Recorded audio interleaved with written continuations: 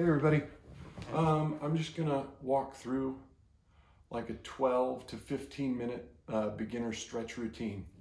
Um, since a lot of people are beginners, first thing, don't injure yourself. Don't push too far. These stretches are simple, but you can very much injure yourself doing these stretches. You can hurt your back, your legs, everything. So be very careful. Live within your boundaries.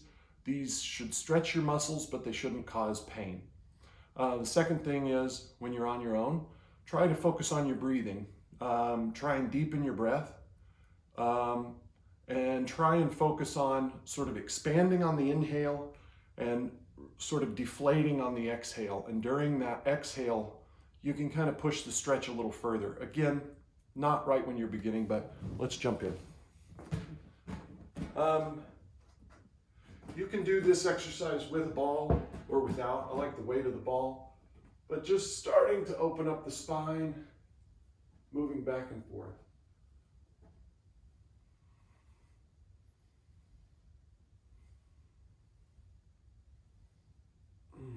If this is the first exercise that you're doing in the morning, you may want to back off a little bit,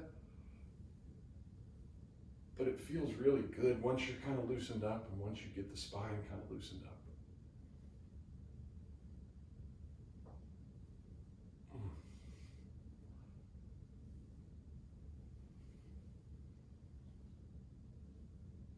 Okay, then we'll do shoulder circles. You want to try and hold your hands kind of like this and do about 15 each direction. You do want to try and do big circles. You do want to try and keep the circle behind your shoulder and below your shoulder if possible.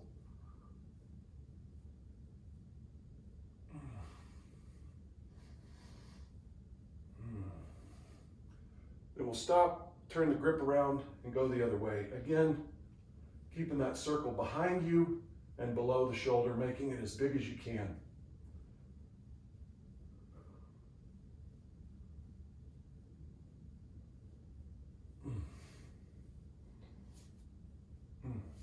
Okay. Then we're going to clasp our hands. I struggled with this at first, but clasp your hands, push them over your head. We're going to send the hands to the right and the hips to the left. On exhale, inhale, breathe back in, and then do the other side.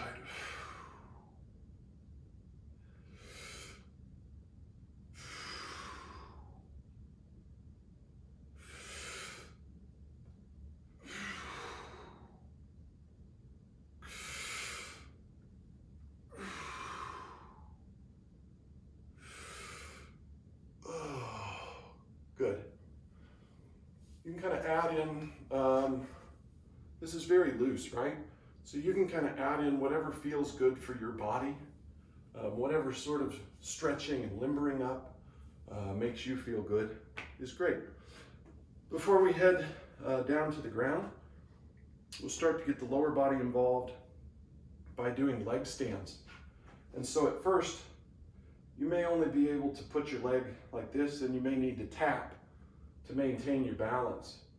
With time, you want to be able to maintain balance on one leg for anywhere between 30 and 60 seconds. To intensify, you can pull your hip open, start to feel this kind of in your glute, start to feel this in your left hip crease. And I like to hold this for about 30 seconds.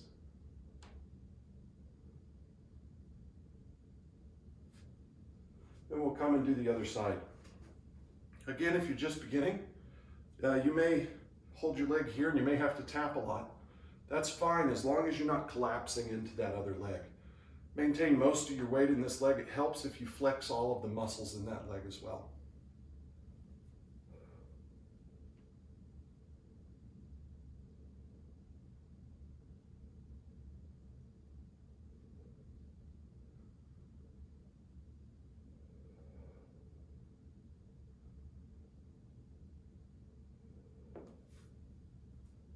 Come out. Now we'll move down to the ground. You can do these stretches in any order, but I like to start in cobbler's pose. In this pose, the only real thing you want to focus on is keeping your chest and head up, maintaining some upward energy in the upper body while pushing down through your thighs.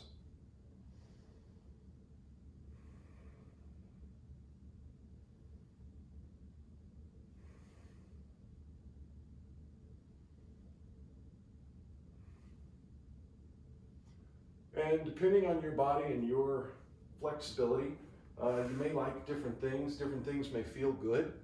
This pose feels really good for me, and I like the way that it makes my hips feel. So I like to do it at different lengths. I like to put my feet further in and further out, just to get different sensations.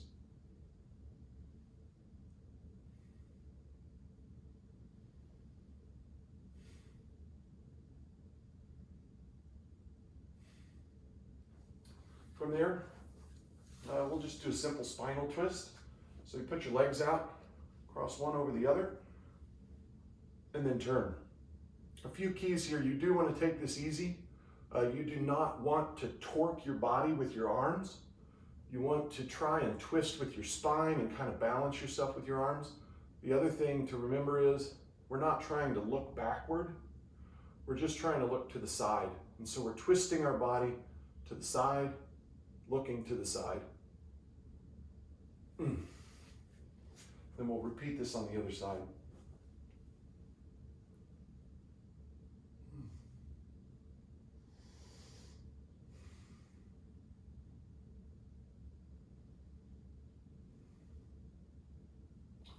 Another thing to mention about stretching is whenever we do these moves, we're not trying to get into a certain pose or trying to hit a particular goal. We're trying to focus on the sensation and trying to focus on the sensation of the stretch and getting a good stretch. So it may look a little different for you, but you're not trying to reach a place with it. You're really trying to focus on how it feels within your body. So now we go down to our back. And I really like these. There's two ways you can do them. It's just a simple spinal twist. So if you start with your legs together, pull one leg up, and then we come across. You can either hold this isometrically in place and just breathe, or you can actually do this. I prefer to do this as a moving routine where we move from one side to the other and hold for just one breath. Breathe back in and come back up and move back to the other side.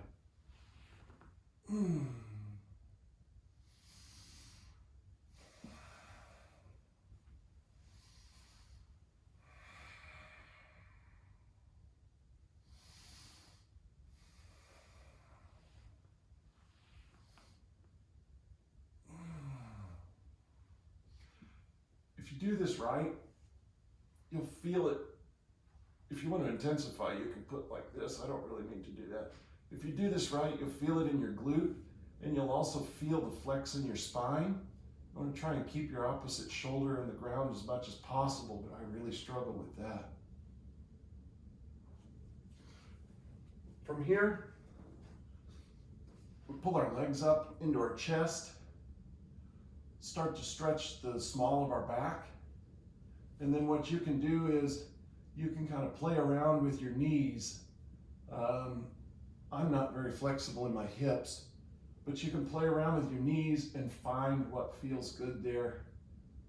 Just kind of move it around, feeling that out. Send one leg up and out. If you can hover that leg in place, move your hip crease back and forth, starting to feel that. Then lower the leg.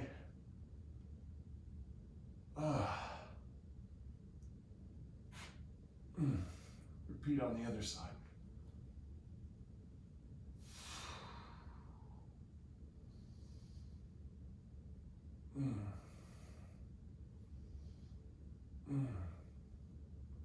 One of the things you can always do during these exercises is flex your feet, so you can always maintain a liveliness in your toes, flexing the toes back toward you. From here, one of my favorites, I think this is called a pigeon. I'm not sure. But you put this, you put your left ankle over your right knee and then pull that back to your body.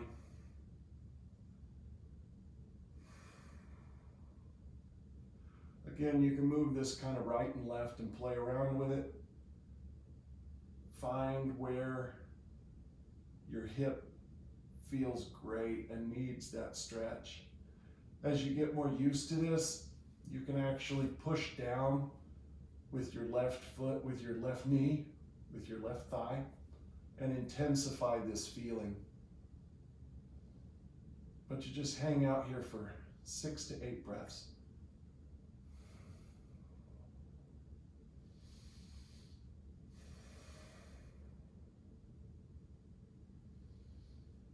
And then we'll do the other side. Bring the left knee up, right ankle over.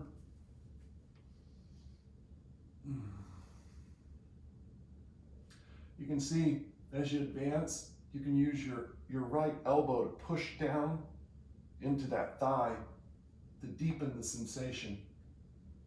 But you're really feeling this in that right hip crease, that right hip flexor. It's great if you maintain a liveliness in your toes here. Again, flexing the feet up, always maintaining a little bit of spirit there.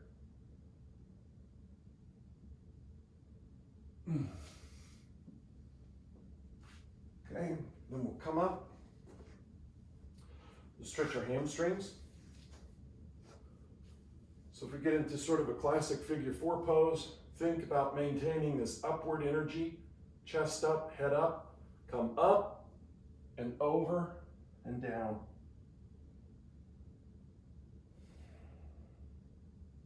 And here, this is one of the stretches that I really find that breathing really helps intensify.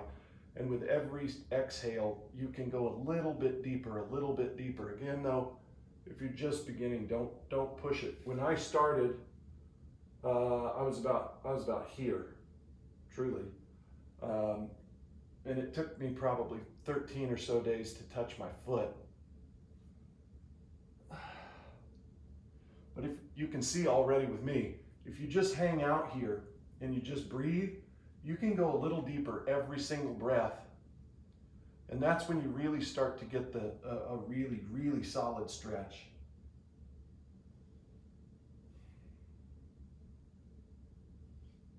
And then we'll reverse and do the other side. Again, coming up, over, and down. If this is too intense on your back, what you can do is, instead of reaching so far, you can actually just kind of reach to wherever you're comfortable, maintain the straightness of your back, and then flex that foot back toward you, and you'll feel it all along the back edge of your leg, including in your hamstring. And that is a way to sort of alleviate some of the pressure or tension on your back that this stretch can cause.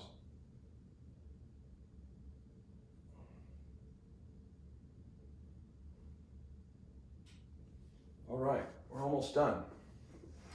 From there, we'll come into tabletop position, finding this straight line between the spine, or between the pelvis and the neck, trying to maintain this one straight line in your body, pushing up out of your foundation, trying to sort of levitate in place is what it feels like with time. And then here, we'll do simple cat-cow. Breathe in, flex the spine up, and breathe out. Come down like a cat. This feels great for me, so I like to do this a lot.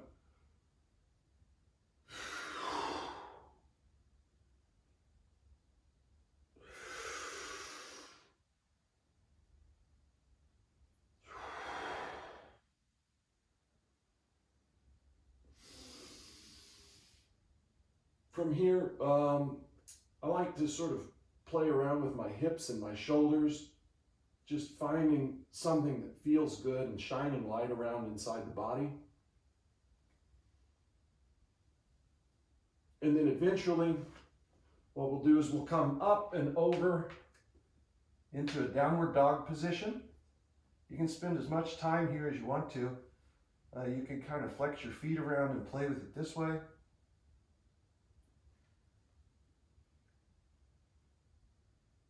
Or you can hold still.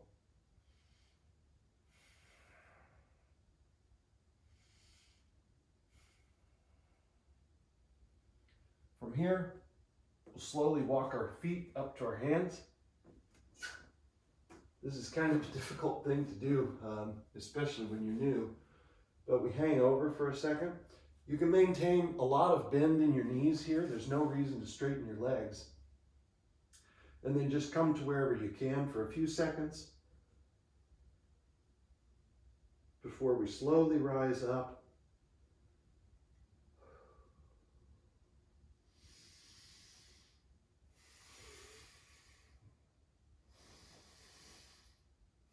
Mountain pose. Here you want to focus on the energy coming up the front side of your body, upward, grounding down the back side of your body through your heels.